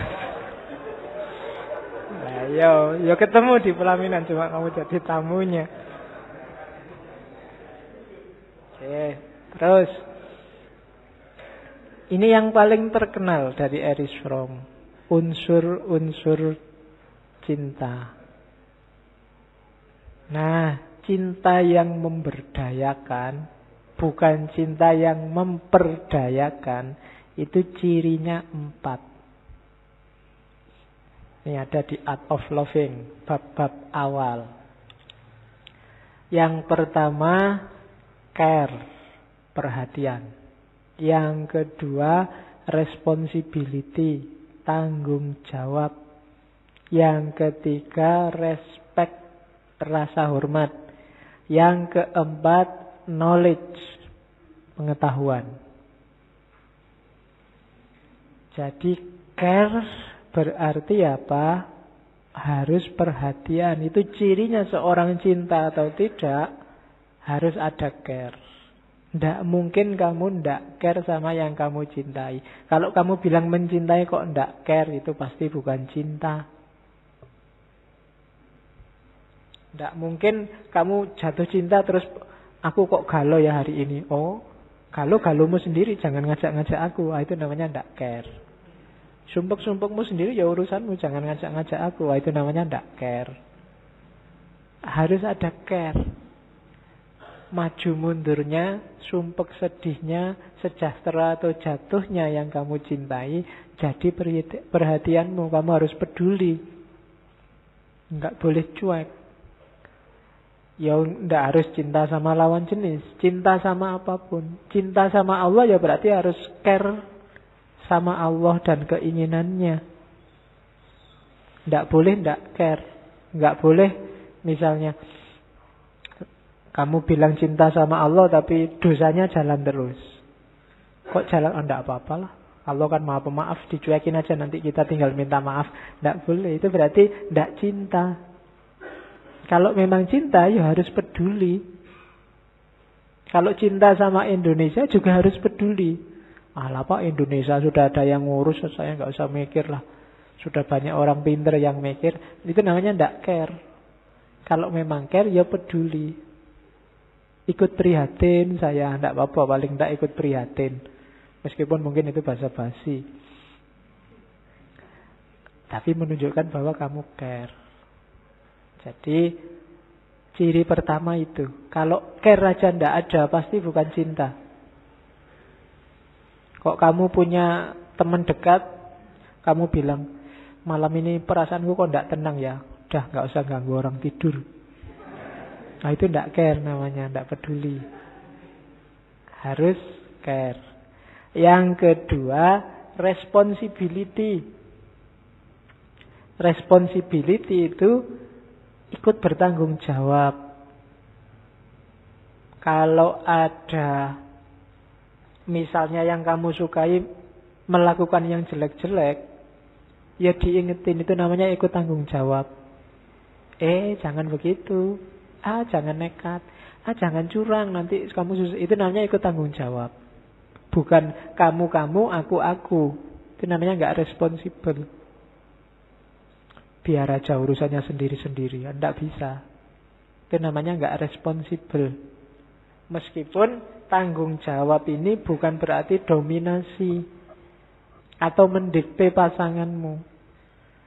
Tanggung jawab berarti apa? Ikut terlibat. Demi kebaikannya, demi kemajuannya, demi kesejahteraannya. Jadi setelah care harus responsibel. Setelah kamu bilang saya prihatin, itu harus tanggung jawabnya selanjutnya gimana kalau prihatin? Apa yang harus dilakukan? Itu namanya tanggung jawab. Malam ini perasaanku kok tidak enak ya. Ya aku ikut prihatin dengan perasaanmu. Kalau cuma itu dok, tidak ada. Lah terus apa yang harus kamu lakukan? Itu namanya nggak ada responsibel. Yo mungkin kamu nambah. Kamu malam ini galau toh. Ya sudah, mau ditemenin apa mau? Itu namanya responsibel. Jalan keluarnya kira-kira apa ya? Itu namanya ikut responsibel, ikut tanggung jawab. Nggak cuma ikut bela sungkawa, nggak cuma ikut simpati, nggak cuma ikut prihatin. Ya peduli. Cuma harus ada responsibility. Tidak bisa berhenti di care. Kalau hanya bilang I love you dan peduli saja, disuruh jemput tidak mau, disuruh neraktir alasan terus, disuruh menemani alasan lagi, itu berarti tidak responsibel. Dalam responsibility, disitulah bareng-bareng berkembang menjadi pribadi yang lebih baik. Terus setelah responsibel apa? Respect. Respect itu berarti apa? Yo kita berdua saling mencintai jadi satu, tapi masing-masing punya karakter, punya ciri, punya kebiasaan sendiri, punya pola berpikir sendiri, yo dihargai. Itu namanya respect. Misalnya kamu punya teman satu kamar kos, dia tidak bisa tidur kalau lampunya nyala. Sementara kamu suka kalau kamu lampu nyala, malah tidurmu nyenyak. Kalau lampunya mati, malah kamu tidak bisa tidur. Ini kan tabrakan. Kalau memang saling menyayangi sesama saudara, sesama teman, ya masing-masing harus respect. Bikinlah strategi biar yang satu bisa tidur, yang satu juga bisa tidur. Kalau tidak tidur, ya tidak usah tidur dua-duanya. Itu saling menghargai. Yo, misalnya yang lampunya harus mati, tidurnya belakangan. Atau yang lampunya harus hidup, tidurnya belakangan. Keluar dulu, lampu dinyalakan, tidur. Terus yang lampunya harus mati. Begitu yang ini sudah tidur, masuk kamar, lampunya dimatiin. Nah, itu namanya tetap saling menghargai, tidak saling memaksakan. Tidak boleh dipaksa. Menurutku tetap lebih rasional lampu dimatikan. Yang satu ya enggak, tetap lebih rasional lampu dinyalakan. Terus kamu gegeran. Hari ini kan begitu, tidak saling menghormati. Berarti tidak ada cinta di antara kita. Ya, jadi orang Indonesia kan sekarang gegeran terus. Merasa argumennya yang paling benar. Ya mungkin argumenmu benar. Cuma gegeran itu menunjukkan apa? Tidak ada respect. Tidak ada saling menghargai. Nah, untuk care, responsibility, dan respect ini pas porsi dan proporsinya, butuh yang terakhir, knowledge. Pengetahuan. Kamu harus mau memahami dia. Jangan menutup diri. Harus paham. Kalau bahasanya hari ini mutual understanding. Saling memahami. Ini biasanya gimana ya? Cara berpikirnya dia kayak gimana, tradisi hidupnya kayak gimana, kalau bangun jam berapa, tidur jam berapa, belajarnya di mana, kapan, kayak gimana, suka baju warna apa, kalau makan biasanya di warung mana, dan seterusnya. Itu namanya knowledge, mengumpulkan informasi. Dari situ, dari knowledge inilah kamu bisa care secara tepat, bisa responsible, bisa respect. Kamu alergi kucing, pacarmu penyayang kucing. Wah, itu kan butuh knowledge, saling memahami. Kalau tidak gitu mesti gegeran, putus gara-gara kucing. Iya, kan bisa kayak gitu. Itu yang bikin kadang-kadang urusan kecil aja terus gegerannya berminggu-minggu. Kenapa? Tidak ada saling respect. Kenapa nggak bisa respect? Karena tidak punya pengetahuan. Tidak ngerti. Maka butuh knowledge. Inilah 4 unsur dasarnya cinta yang sehat. Kalau 4 atau salah satu dari 4 ini tidak ada, ya cintamu terancam bahaya. Kalau sudah tidak care, tidak mau responsible, tidak respect, dan tidak mau tahu, tidak saling tahu menahu, itu alamat wallahu a'lam bishawab. Ya, jadi perhatikan 4 unsur dasar ini. Oke, sekarang ngomong objeknya. Yang biasa dicintai orang, ya meskipun tadi objek bukan yang pertama, tapi ya pada akhirnya kan ada yang dicintai, namanya objek cinta. Ada cinta sesama, namanya cinta persaudaraan. Cirinya, ya ini cinta terhadap sesama manusia. Cirinya apa? Tidak eksklusif. Terbuka. Pengalamannya adalah pengalaman solidaritas. hidup bersama. Itu kalau di Erich Fromm porosnya apa? Mencintai yang miskin, mencintai yang lemah, mencintai yang tidak berdaya, mencintai yang tertindas. Kenapa ini jadi porosnya? Karena kalau orang pada yang miskin, pada yang lemah, pada yang tidak berdaya sudah bisa mencintai, pada yang lain pasti bisa. Kalau kamu mencintai temanmu yang sama-sama ngaji, itu biasa, wajar. Kalau kamu mencintai orang tuamu, sangat wajar. Mencintai dosenmu, sangat wajar. Mencintai yang cakep-cakep, sangat wajar. Dan sangat mudah. Tapi mencintai yang miskin, yang lemah, yang tidak berdaya, termasuk mencintai orang asing, kalau di Erich Fromm, itu luar biasa. Karena biasanya orang cenderung menghindar dari yang asing, cenderung tidak suka sama yang miskin, sama ketidakberdayaan. Itu kenapa agama menekankan cintailah kelompok-kelompok ini. Karena ini parameter bahwa kita memiliki kualifikasi cinta persaudaraan. Kita cinta sesama. Kalau mencintai orang kaya itu gampang, mencintai artis itu mudah. Mencintai temanmu yang selevel itu mudah. Tapi yang lebih miskin, lebih tidak berdaya, lebih asing itu agak susah. Maka porosnya itu. Kalau ada orang yang bilang bahwa kita cinta semua manusia, tapi tidak pernah bersentuhan dengan kelompok-kelompok itu, belum. Masih ada yang dianti, apakah itu minoritas, apakah itu orang tertindas, apakah itu orang-orang miskin, berarti belum cinta sesama. Jadi masih cinta yang egois, masih cintaku untuk kelompokku dan demi kelompokku, belum cinta persaudaraan. Kalau di sana ada bibit eksklusivitas, pasti belum cinta persaudaraan. Kalau hanya yang selevel saja yang dicintai, pasti belum cinta persaudaraan. Jadi cinta sesama itu cirinya lenyapnya eksklusivitas dan porosnya mencintai yang miskin, yang tidak berdaya dan orang asing. Kalau ada bule jalan-jalan di sini dan kamu menghindar-hindar, nggak mau bersentuhan, itu berarti kamu belum cintanya universal. Kalau begitu lihat Cina, terus kamu, itu orang A, itu berarti belum. Masih ada diskriminasi di pikiranmu.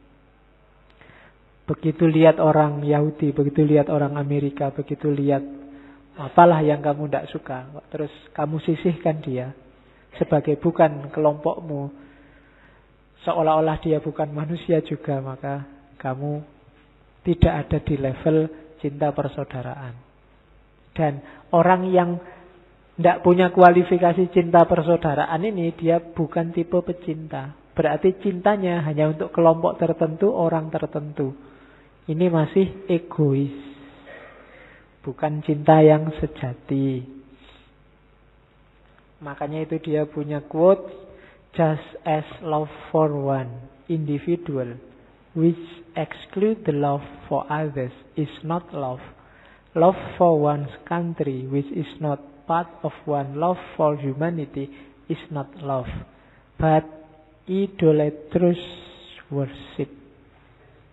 Sebagaimana cinta pada satu orang yang tidak mencintai semua orang yang lain, itu bukan cinta. Maka cinta hanya pada satu negara yang menegasikan semua negara yang lain, semua manusia yang lain, itu juga bukan cinta, tapi idolatrous worship, penyembahan, idola-idola, Tuhan-Tuhan yang baru. Untuk tidak jadi Tuhan baru, cintanya harus rata untuk semua makhluk. Eksklusivitas itu menunjukkan ada yang dipertuhankan selain Tuhan. Yaitu apa? Kelompokmu, dirimu sendiri, egomu, pikiranmu, cita-citamu. Ketika ada yang dipertuhankan selain Tuhan, itu dalam agama namanya musyrik. Jangan salah, jangan-jangan kamu nuduh-nuduh orang kafir, ternyata kamu sendiri musyrik. Kenapa? Ada yang kamu pertuhankan. Dari mana kok tahu ada yang dipertuhankan selain Allah? Kamu milih-milih yang dicintai. Ada yang kamu cintai, ada yang tidak kamu cintai. Satu orang ini kamu cintai, yang lain tidak. Negaramu ini kamu cintai, dan sama negara lain biar aja hancur. Itu namanya bukan cinta. Fanatisme. Fanatisme itu idolatrous worship. Jadi kebertuhanan, penyembahan idola-idola, pemberhalaan. Kamu sedang menyembah berhala yang namanya pikiranmu, yang namanya kelompokmu, yang namanya organisasimu. Entah kamu sadar apa enggak. Jadi jangan-jangan hari ini kita semua itu musyrik. Meskipun kamu tiap hari mencermati kiri kananmu, siapa yang kafir, siapa yang belum. Ya kan? Kamu kan kafir ini. Oh, kalau kamu belum, kamu 50% sudah kafir. Kalau ini 25% kafir. Kan tiap hari kita sibuk ke situ. Jangan-jangan sebenarnya kita sudah musyrik duluan. Kita menyekutukan Allah, memberhalakan konsep kita, pikiran kita, pandangan kita, organisasi kita, dan seterusnya. Terus, objek cinta yang kedua adalah motherhood love, cinta gaya ibu. Ya bahasanya cinta keibuan. Cinta keibuan ini parameter yang paling kasat mata cinta yang tanpa syarat. Ibu itu tidak pernah nagih syarat apapun untuk mencintaimu. Balasan satu-satunya untuk cintanya ibu adalah kebahagiaanmu. Ibumu tidak pengen kamu kasih apa, tapi dia pinginnya cuma kamu bahagia. Dan jangan salah katanya Erich Fromm, selain cinta yang tanpa syarat, cinta ibu pada anaknya itu cinta yang sakit sebenarnya. Sakit dalam arti, tadi kan eksistensial itu orang takut perpisahan. Orang takut kesepian, takut dipisah dari yang dicintai. Tapi seorang ibu harus mau menyapih anaknya, misah anaknya dari dirinya demi kemandirian, demi kebahagiaan anaknya. Oh, itu sakit. Jadi orang cinta itu kan cenderung ayo kita bersatu terus. Tapi justru dalam cinta keibuan, kamu harus misah dari aku. Kalau tidak misah, kasihan kamu nanti nggak mandiri, nggak bahagia, nggak bebas, nggak bisa jadi manusia. Padahal secara eksistensial tadi orang butuh untuk tidak dipisah. Kesepian, keterpisahan ini kan bikin stres, menyakitkan. Tapi seorang ibu dalam cintanya justru disuruh berpisah sama anaknya. Demi kebahagiaan anaknya. Nah, ini salah satu contoh cinta yang tanpa syarat. Ini antitesis dari cinta erotis, cinta romantik. Kalau cinta erotis itu, ya kayak kamu pacaran tadi, dua orang jadi satu. Tapi cinta keibuan itu satu orang harus jadi dua. Kebalikannya. Itu makanya jangan berani-berani sama ibumu. Dia mengalami kesakitan demi kesakitan. Tidak hanya saat melahirkanmu, tapi saat beliau harus menguatkan hatinya melihatmu terpisah dari dirinya. Demi kebahagiaanmu sebenarnya. Kalau boleh mungkin maunya ibumu kamu selalu sama dia. Tapi kan tidak sehat untuk dirimu. Maka dia mengorbankan rasa sakitnya berpisah dengan dirimu. Makanya bagi yang rumahnya jauh, tidak kumpul sama ibunya, sempatkanlah pulang. Ibumu mesti bahagia luar biasa. Ya kan kamu dapat untung banyak kalau pulang itu. Ya. Jadi nanti macam-macam lah. Paling kamu pulang ke rumah bawa roti 1 kaleng, kamu beli di terminal, nanti balik ke sini bisa bawa berkardus-kardus. Iya. Dan pasti ibumu bahagianya luar biasa saat kamu pulang. Sama bahagianya kamu kangen lama sama pacarmu terus ketemu. Bahkan berkali lipat dari itu. Nah, itu cinta keibuan. Itu cinta tanpa syarat yang paling kelihatan. Nah, dari cinta keibuan bisa diambil manfaat itu. Love means to commit oneself without guarantee. Jadi cinta itu berarti berkomitmen tanpa syarat, tanpa garansi-garansinan. Jadi tidak harus aku cinta padamu, garansinya 1 tahun ya. Kalau 1 tahun kok ada yang lebih, ya mohon maaf tak tinggal misalnya, Tidak begitu cinta tanpa syarat itu. Tidak ada garansi-garansinan. Dan to give oneself completely in the hope that our love will produce love in the loved person. Jadi memberikan dirimu sepenuhnya untuk cinta, tidak minta balasan apa-apa. Asalkan lahir juga pribadi mencintai yang lain dalam yang kamu cintai.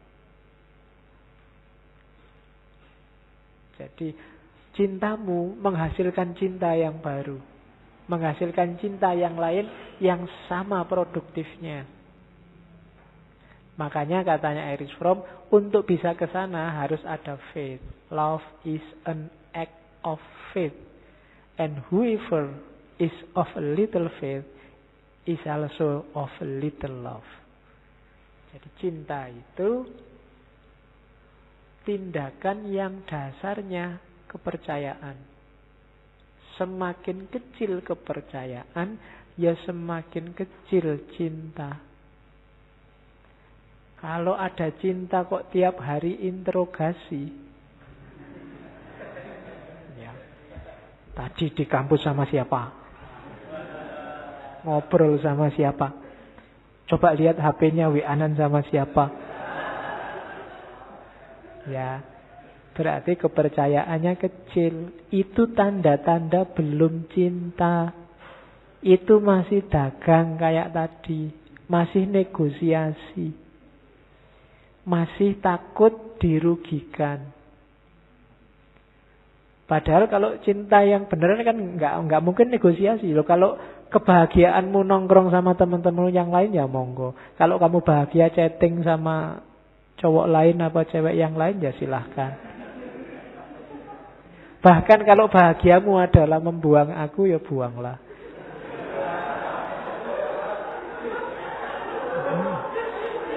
Ya. Oke, kamu belum nembak sudah dibuang kok. Ya, jadi act of faith, perilaku mempercayai. Pokoknya kalau isinya hanya interogasi, berarti kepercayaannya kecil, cintanya juga kecil, maka jangan kaget kalau tidak lama sudah bubar. Karena curiga terus. Nanti naik bis dicurigai sama kondekturnya, sama naik kereta dicurigai sama masinisnya. Diajar dosennya cowok apa cewek. Ya. Kok dosennya kamu liatin terus? Lah ya dosennya nggak diliatin ya nggak paham. Curiga terus. Nah, berarti tidak ada faith di situ. Love is an act of faith. Oke, ya kayak ibu tadi loh. Ibu itu kan yang penting kamu bahagianya kayak gimana wis. Bahkan termasuk meninggalkan ibu. Ibumu rela sakit. Terus ini yang tidak harus saya jelaskan banyak, cinta erotis. Ya.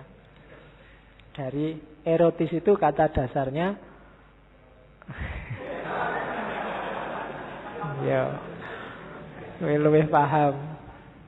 Kata dasarnya itu eros, maksudnya bukan erot. Ya.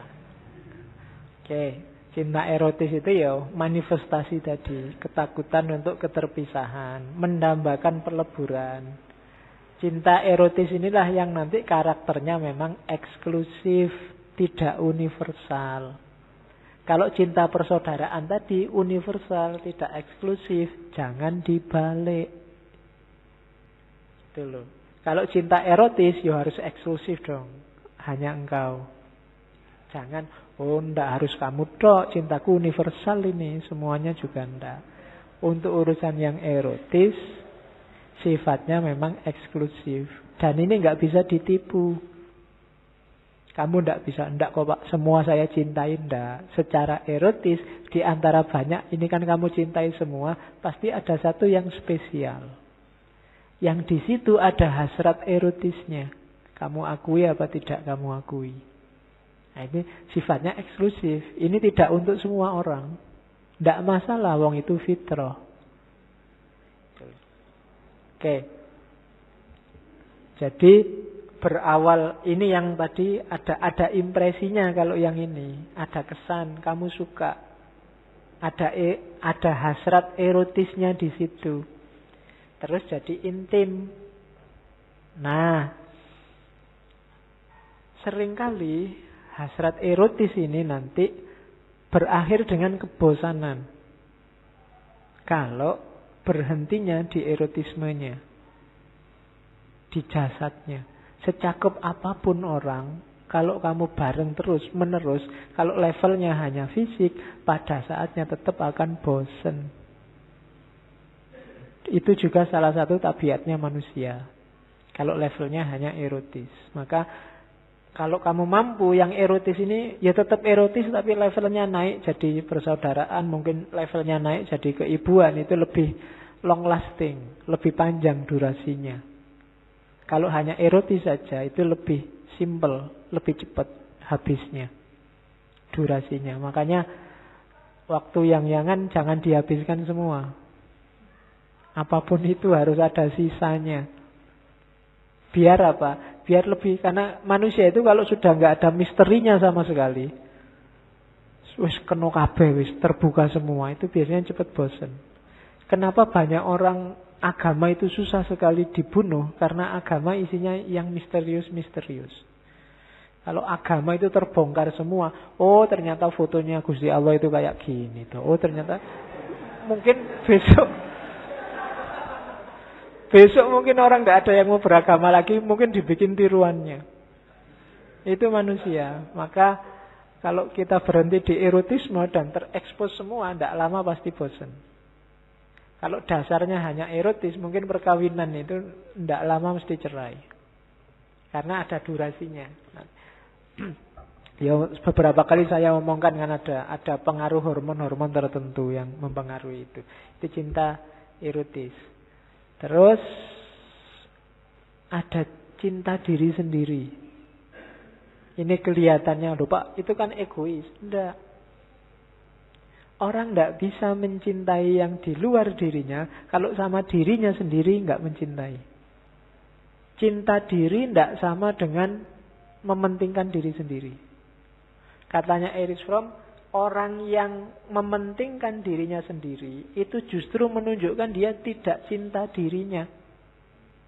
Kenapa? Kalau dia cinta dirinya, dia paham hakikat eksistensialnya yang butuh orang lain.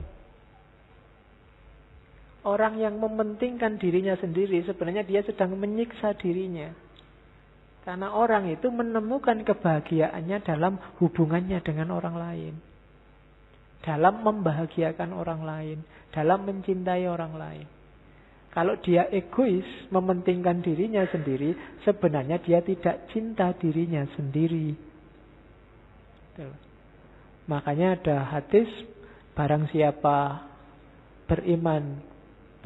tidak beriman seseorang sampai dia mencintai saudaranya seperti mencintai dirinya. Itu kan berarti sebelum mencintai saudaranya harus mencintai dirinya dulu, baru mencintai saudaranya seperti mencintai dirinya.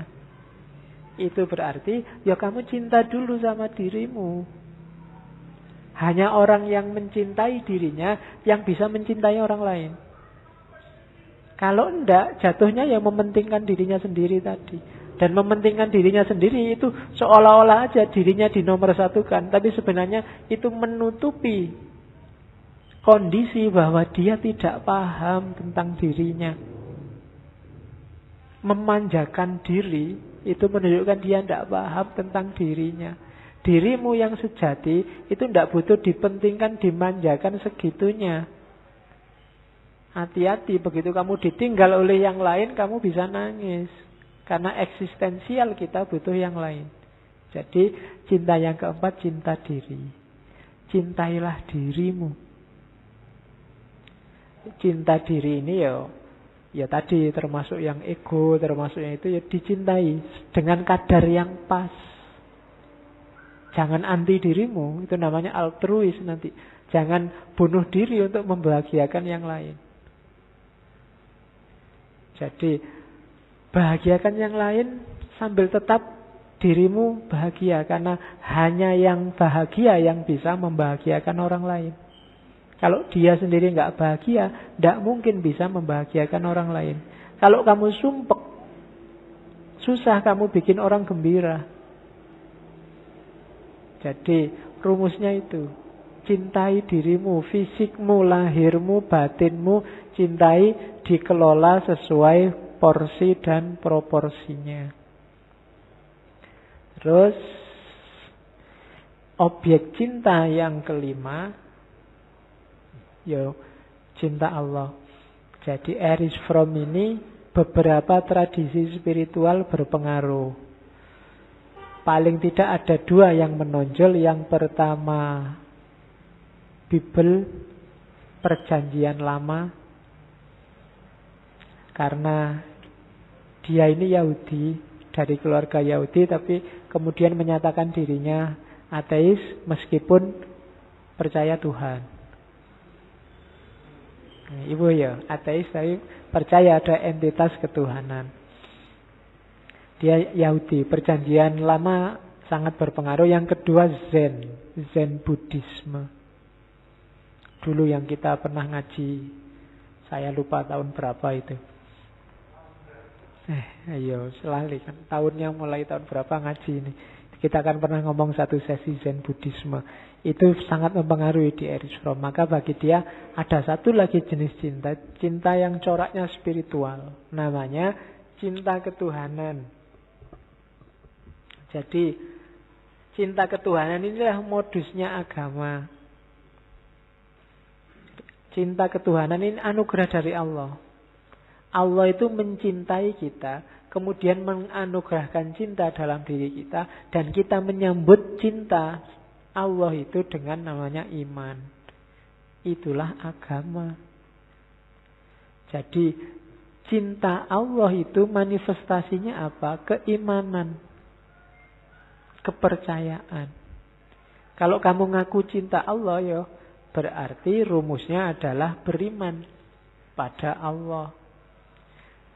Dalam segala dimensinya. Nanti di buku itu dijelaskan ada dimensi ketuhanan yang laki-laki, patrilineal. Ada dimensi ketuhanan yang perempuan, matrilineal. Jadi Allah yang maha tegas, Allah yang maha mengadili, Allah yang maha kuasa, itu dimensi laki-laki, dimensi patrilineal. Sementara Allah yang mengayomi, Allah yang melindungi, Allah yang membimbing, itu dimensi matrilineal. Masing-masing main sesuai porsinya. Kita harus pinter-pinter memposisikan Allah ini sedang dalam posisi apa. Mainnya sedang di posisi mana. Jangan keliru. Kalau kamu dosamu sudah sangat banyak, dan kamu merasa apa ya aku diterima, yakinlah bahwa Allah pasti maha pengampun. Nah, itu berarti mainkan dimensi matrilineal. Tapi kalau kamu sedang serius mau ibadah, ya yakinlah bahwa Allah itu adil. Kalau kamu waktu mau ibadah tidak mengedepankan keadilan Allah, mungkin ibadahmu jadi males. Alah, ibadah nggak ibadah kan nanti sama aja. Kalau yang nggak ibadah diampuni Allah, levelnya sama kayak aku yang nggak ibadah. Jadinya males kamu. Jadi harus pas. Misalnya ngaji ini, dalam ngaji ini kira-kira Allah itu ada di posisi mana? Dia sebagai pengayom, pelindung, apa sebagai penyiksa, apa sebagai... Harus jelas. Kita sering keliru dalam memposisikan mainnya Allah ini. Harusnya kita pas hati-hati, yang kita kedepankan keadilannya Allah, Malah kita kedepankan pengampunnya Allah. Akhirnya, alah sholat nggak sholat ya nggak apa-apa. Wong Allah itu maha pengampun, tenang aja. Nah itu salah posisi berarti.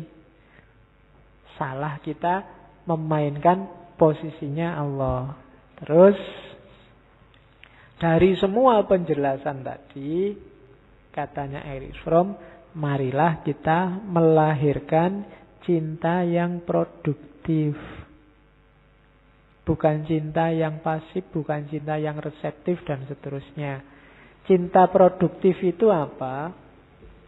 Cinta produktif itu yang pertama apa? Menggeser modus memiliki menjadi modus menjadi.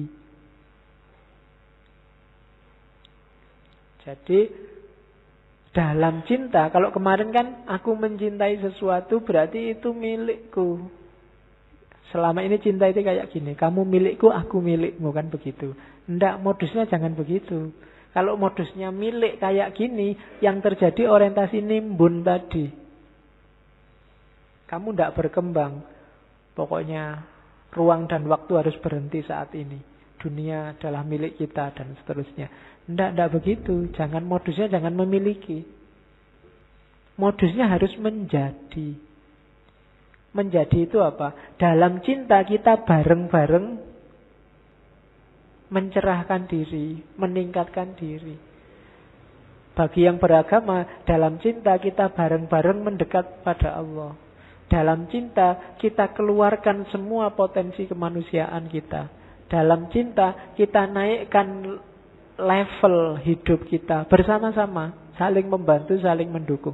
Itu namanya modusnya menjadi. Jadi cinta yang produktif itu tidak akan ada kalimat kamu tidak seperti yang dulu. Harus berubah. Cuma berubah yang lebih baik. Semakin kamu sadar, semakin kamu baik. Itu modusnya menjadi. Ya meskipun hati-hati karena kadang-kadang begitu sadar kamu ditinggal. Ya. Wah, baru sadar aku kok mau-maunya aku sama kamu dulu. Itu berarti, ya ndak apa-apa, ditinggal kan ndak apa-apa. Ndak ada hubungannya sama tinggal meninggal. Kalau kamu stres ditinggal, berarti kemarin cintamu modusnya masih modus memiliki. Ya, tidak membedayakan. Kadang-kadang dengan modus menjadi, oke, kita tetap saling mencintai, tapi ndak bareng lagi sudah. Dengan tidak bareng ini kualitas hidup kita semakin meningkat. Ndak apa-apa. Ya. Jadi itu cinta produktif.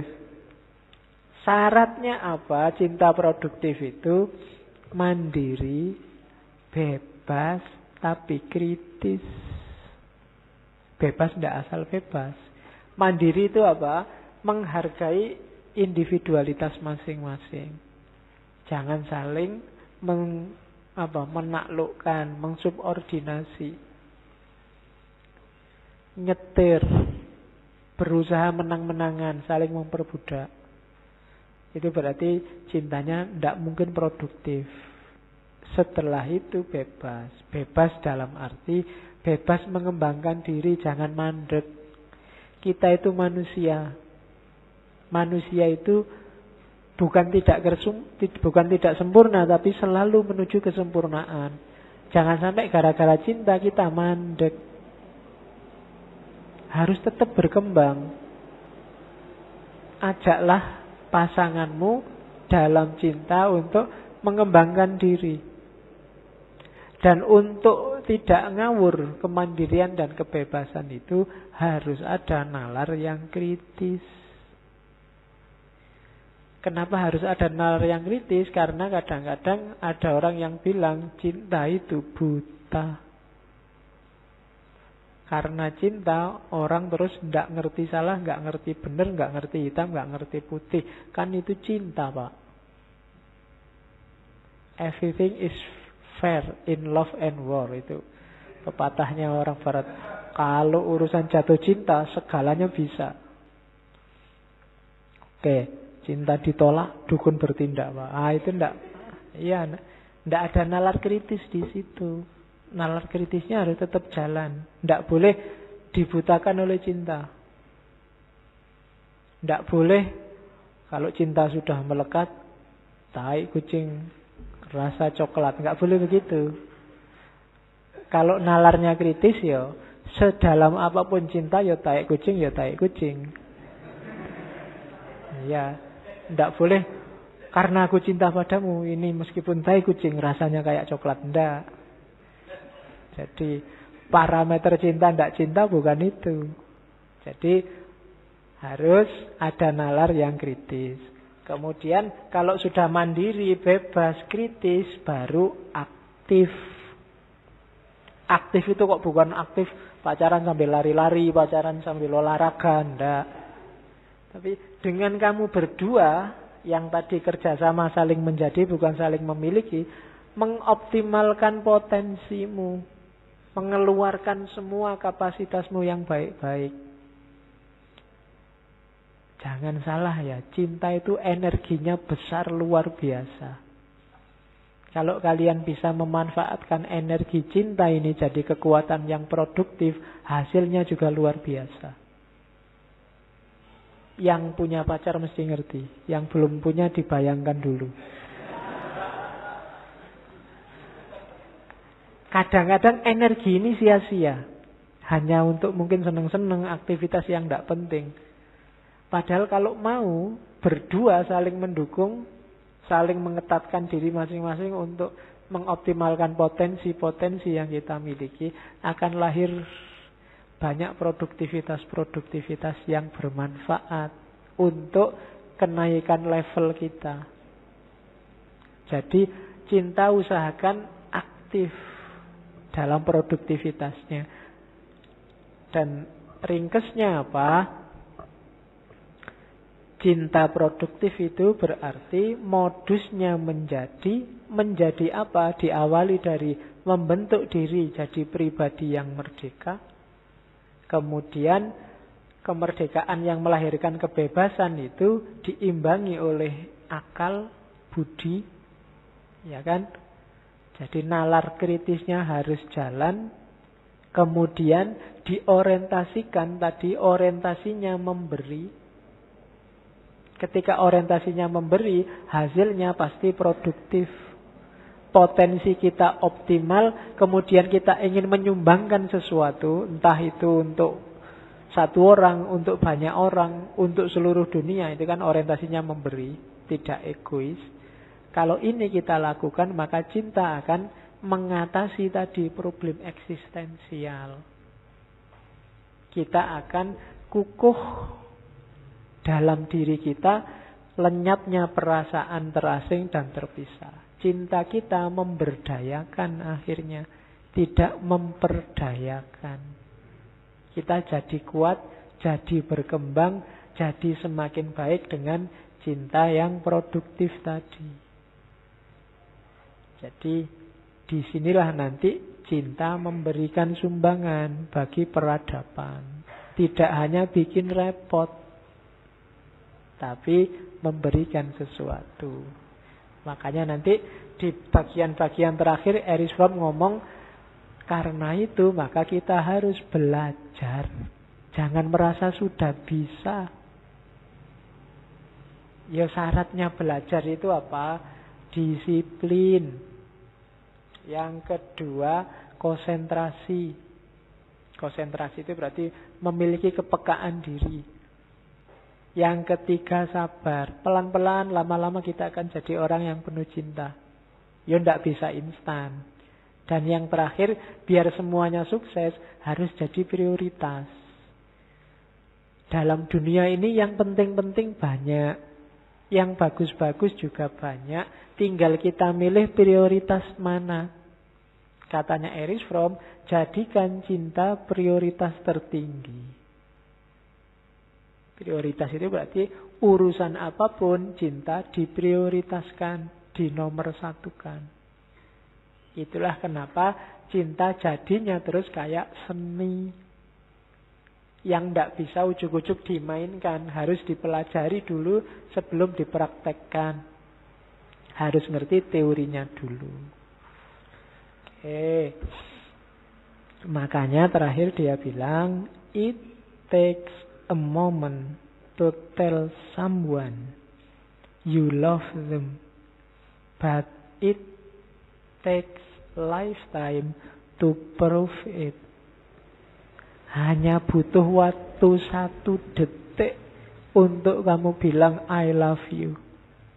Tapi butuh waktu seluruh hidupmu untuk membuktikannya. Jadi hati-hati dengan resiko I love you. Makanya tadi kalau ada yang bilang aku jatuh cinta padamu, suruh pulang dulu, dipikir dulu. Karena resikonya panjang. Butuh lifetime to prove it. Butuh seluruh hidup kita untuk membuktikannya. Tidak ada batas akhirnya. Karena cinta juga tidak ada batas akhirnya. Hanya demi kebahagiaan yang dicintai. Oke, alhamdulillah. Erich Fromm sudah selesai. Minggu depan kita ketemu ke timur ya. Kalau ini gaya barat, cara orang barat menjelaskan cinta. Aspek rasionalnya pasti sangat menonjol. 2 minggu terakhir nanti kita ngomong ke timur, kita ngomong ke dunia tasawuf. Aspek intuitifnya lebih menonjol. Minggu depan kita ketemu Robi'ah Adawiyah, dan minggu terakhir kita ketemu Jalaluddin Rumi. Oke, saya kira itu. Kurang lebihnya mohon maaf. Wallahul muwaffiq, wallahu a'lam bissawab. Wassalamualaikum warahmatullahi wabarakatuh.